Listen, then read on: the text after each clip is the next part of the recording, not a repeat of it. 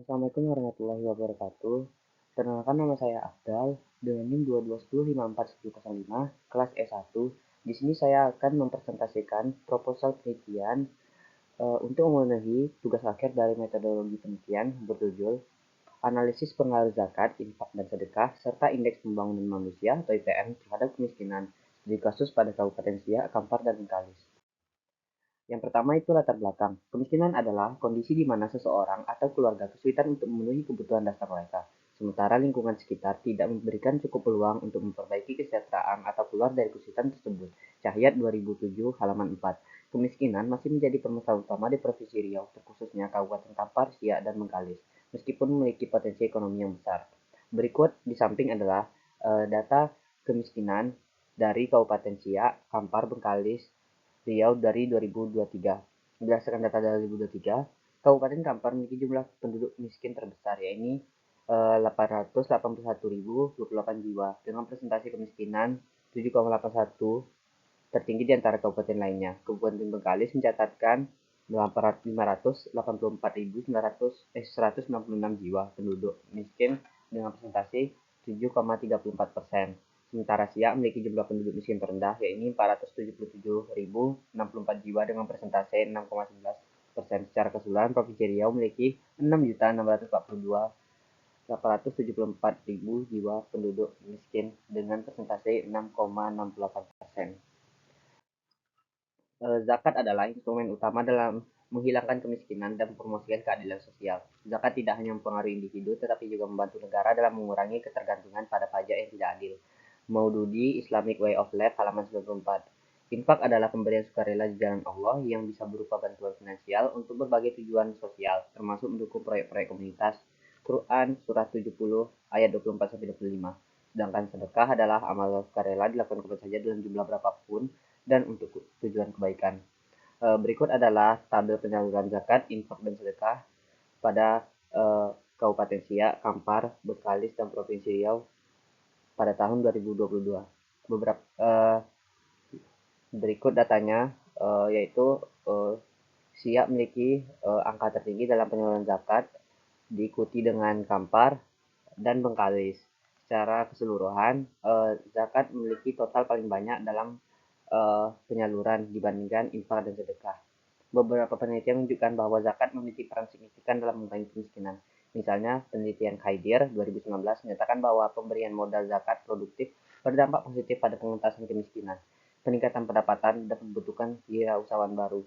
Sementara itu, penelitian oleh Reza Desangga dan Cahyono 2020 menyimpulkan bahwa program zakat produktif efektif dalam meningkatkan pendapatan mustahik sekaligus mengurangi kemiskinan absolut. Selanjutnya indeks pembangunan manusia, yaitu indikator kunci dalam pengentasan kemiskinan. Partita et al. 2024 mengungkapkan bahwa peningkatan IPM berkorelasi erat dengan penurunan tingkat kemiskinan melalui peningkatan akses pada pendidikan, kesehatan, dan kesejahteraan ekonomi. Di samping adalah diagram IPM Kabupaten Siak, Kampar, Bengkalis, dan Provinsi Riau tahun 2019-2023.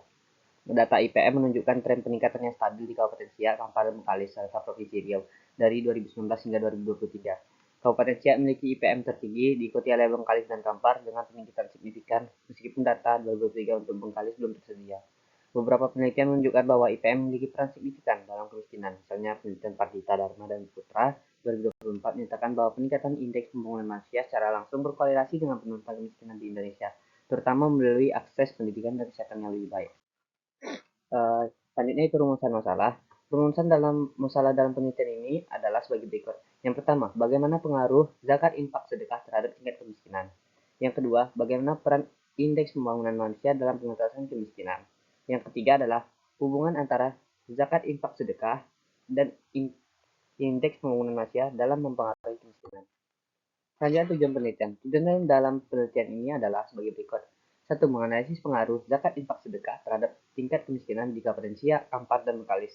2. Menilai peran IPM dalam pengentasan kemiskinan di wilayah penelitian tersebut. 3. Mengidentifikasi hubungan antara zakat, infak, sedekah serta IPM dalam upaya mengurangi kemiskinan. Yang keempat, untuk memenuhi tugas mata kuliah metodologi penelitian. Yang selanjutnya adalah bab 2, tinjauan pustaka, landasan teori. Zakat, infak, dan sedekah. Zakat, infak, dan sedekah merupakan instrumen keuangan dalam ajaran Islam yang memiliki peran penting dalam mengurangi kesenjangan sosial dan memberdayakan masyarakat miskin. Ketiganya berbeda dalam definisi dan pengelolaan. Zakat adalah kewajiban bagi setiap muslim yang mampu untuk memberikan sebagian hartanya kepada kelompok tertentu sesuai syariat Islam. Infak dan sedekah adalah bentuk pengeluaran sukarela yang bersifat wajib tetapi tidak memiliki dampak besar dalam mendukung kesejahteraan sosial. Selanjutnya, Indeks Pembangunan Manusia (TPM). Menurut United Nations Development Program atau UNDP tahun 1990, IPM merupakan ukuran komposit yang mencakup tiga definisi utama: kesehatan, pendidikan, dan standar hidup layak. Dimensi ini mencerminkan kualitas hidup masyarakat secara komprehensif. Menurut teori pembangunan manusia yang dikemukakan oleh Amartya Sen, IPM tidak hanya mencerminkan kemampuan ekonomi, tapi juga kualitas hidup manusia secara holistik. Selanjutnya, teori distribusi dalam ekonomi Islam. Teori distribusi dalam ekonomi Islam menekankan pentingnya pemerataan harta dan pengurangan kesenjangan ekonomi melalui instrumen seperti zakat, infak, dan sedekah. Konsep ini didasarkan pada prinsip keadilan yang bertujuan untuk memastikan setiap individu memiliki akses yang cukup terhadap kebutuhan dasar. Menurut Capra tahun 2020, distribusi kekayaan yang adil dalam Islam bertujuan untuk membangun masyarakat yang harmonis dengan mengurangi kemiskinan dan meningkatkan solidaritas sosial. Penelitian terdahulu. Yang pertama, penelitian zakat, infak, sedekah terhadap kemiskinan.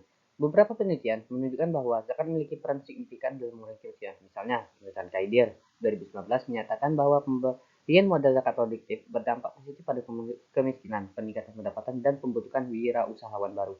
Sementara itu, penelitian oleh Reza Dasangga dan Cahyono 2020 menyimpulkan bahwa program zakat produktif efektif dalam meningkatkan pendapatan mustahik sekaligus mengurangi kemiskinan material dan absolut. Selanjutnya ada penelitian dari Ridwan Hayati dan Muafuhat tahun 2003 menekankan bahwa zakat, infak, sedekah di Indonesia telah terbukti berkontribusi secara signifikan terhadap penurunan kemiskinan selama satu dekade terakhir. Yang kedua ada penelitian IPM terhadap kemiskinan. Beberapa penelitian menunjukkan bahwa IPM memiliki peran signifikan dalam kemiskinan. Misalnya penelitian Pardita, Dharma, dan Putra tahun 2024 menyatakan bahwa peningkatan indeks pembangunan manusia secara langsung berkorelasi dengan penurunan kemiskinan di Indonesia, terutama melalui akses pendidikan dan kesehatan yang lebih baik. Sementara itu, penelitian oleh Nur Atirah binti Muhammad dan Doris Padmini Silparatnam tahun 2024 menyimpulkan bahwa pertumbuhan ekonomi yang sejalan dengan peningkatan IPM efektif dalam menurunkan kemiskinan. Setelah itu ada penelitian Ranbersing tahun 2012 menunjukkan bahwa terdapat hubungan erat antara peningkatan IPM dan pengurangan kemiskinan, di mana pendidikan dan kesehatan memegang peranan penting dalam penguatan daya saing individu. Jenis penelitian dan lokasi penelitian. Penelitian ini mengungkapkan metode kuantitatif dengan jenis penelitian kausal. Penelitian ini dilakukan di 3 kabupaten, yaitu Kabupaten Siak, Kampar, dan Bengkalis, Provinsi Riau. Lokasi-lokasi ini dipilih karena memiliki program pengelolaan zakat yang cukup aktif melalui lembaga-lembaga seperti Basnas dan LAZ, serta variasi tingkat IPM dan kemiskinan di wilayah tersebut. Data penelitian dikumpulkan dari lembaga pengelolaan zakat mustahik yang tersebar di wilayah tersebut, serta publikasi resmi dari BPS dan website Basnas. Data dan sumber data. Data yang digunakan dalam penelitian ini adalah data sekunder dalam bentuk data panel yang meliputi data tahunan dari periode 2018 sampai 2022 sesuai dengan ketersediaan data. Definisi operasional variabel, variabel independen, variabel dependen ada kemiskinan, variabel independen zakat X1, infak dan sedekah X2, IPM X3. Metode analisis data. Metode analisis data yang digunakan dalam penelitian ini adalah metode regresi linear berganda dengan model sebagai berikut. Y sama dengan beta 0 tambah beta 1 X1 tambah beta 2 X2 tambah beta 3 X3 tambah error. Keterangannya yaitu Y tingkat kemiskinan, X1 penyaluran zakat, X2 penyaluran infak dan sedekah, X3 adalah IPM.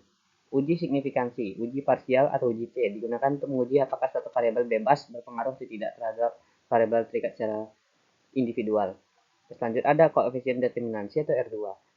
Koefisien determinansi menunjukkan kemampuan variabel yang merupakan variabel bebas menerangkan atau menjelaskan variabel Y yang merupakan variabel terikat. Semakin besar nilai koefisien determinansi, semakin besar kemampuan variabel X menerangkan atau menjelaskan variabel Y. Suaryadi tahun 2009.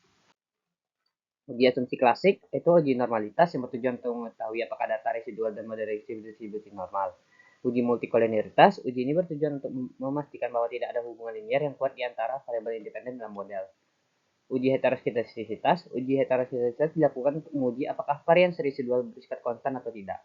Uji autokorelasi, adalah menguji apakah terdapat korelasi antara residual dari observasi yang berdekatan.